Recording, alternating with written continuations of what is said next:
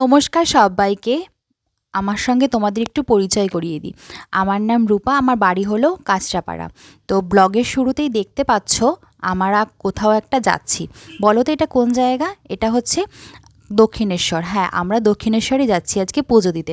ওখান থেকে পুজো দিয়ে তারপরে বেলুড় মঠ যাওয়ার এরকমই একটা ভাবনা চিন্তা নিয়ে বাড়ি থেকে বেরিয়েছিলাম। তো দেখতে থাকো তারপরে কি হলো। তো আমরা ট্রেনে উঠেছিলাম কাঁচরাপাড়া থেকে, নামার কথা ছিল দমদম। তো আমরা তো নামতে পেরেছি, কিন্তু আমার শাশুড়ি, এক কাকি, ননদ ওরা নামতে পারেনি। ওরা বিধাননগর নেমেছে, তাই ওদের রাখার জন্য আমার এক দেওর রয়ে গেছে, আর আমরা বাদবাকি চলে এসেছি। ডানকুনি লোকাল পেয়েছি, তারপরে চলে এসেছি। ওখানে এসে কী করবো, ওরা তো আসেনি। তারপর আমরা একটু গঙ্গার ঘাটে গিয়ে চারিদিক দর্শন করলাম। ওই দেখো বালির ব্রিজ। তারপরে ওখানে গিয়ে অনেকটু ছবি টবি তুললাম।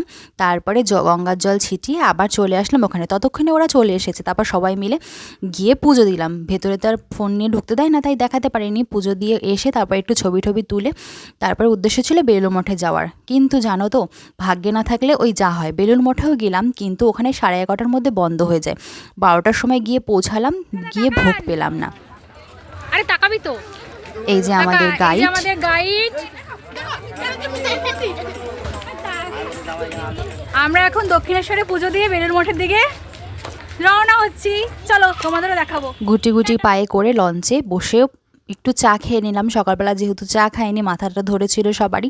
ওই দেখো দেখতে পাচ্ছ বেলুড় মঠ। বেলুড় মঠের এত কাছে গিয়েও আমরা ভোগ পাইনি। প্রথমে একবার গেছিলাম যখন, তখন পেয়েছিলাম। এত ভালো খেতে ওখানে পরিষেবা, আর খাবার এত স্বাদ। প্রসাদ তো প্রসাদই হয় সব সময় ভালো, কিন্তু খুব ভালো লেগেছিলো। আঠা ছিল খাবার, কিন্তু পেলাম না। অনেক দুঃখ নিয়ে বেরিয়ে পড়লাম। কিন্তু যখন তারপরে আবার ভাবলাম যে এখন এত তাড়াতাড়ি বাড়ি চলে যাব, সেই 3টেই খুলবে, আর কি করব ওখানে বসে। তারপরে ভাবলাম আমরা কালীঘাটে যাব। কালীঘাটে মাকে দর্শন করে সেই যে মনের মধ্যে একটা কষ্ট ছিল, সেটা দূর হয়ে গেল। অনেক দিন ধরে ইচ্ছে ছিল কালীঘাটে যাওয়া হচ্ছিল না। তারপরে ওখানে কালীঘাটে মাকে পুজো দিয়ে, কিন্তু ওই যে ভাগ্যে না থাকলে যা হয়, ওখানে গিয়েও আমরা ভোগ পেলাম না। দেখলাম ভোগ দিচ্ছে, আমরা যেতে যেতে পুজো দিতে দিতে শেষ। তার সবার তো খিদে পেয়ে গেছে। তারপরে ওখানে নাকি চ্যাপ্টা সন্দেশ বিখ্যাত, সে নেওর আনতে গেছে। পাশে গিয়ে দেখে বেগুনির দোকানে বড় বড় বেগুনি বিক্রি হচ্ছে। তারপর ওখান থেকে বেগুনি আর মুড়ি নিয়ে আসলাম। সবাই তো খিদে পেটে সেই খেয়ে নিল। এ দেখো একজনা বিয়ে করে যাচ্ছে। তারপরে ওখান থেকে আমরা রওনা হলাম বাড়ির উদ্দেশ্যে। ওখান থেকে সবাই চপমুড়ি খেতে খেতে গল্প করতে করতে বেশ দিনটা আমাদের ভালোই কাটলো।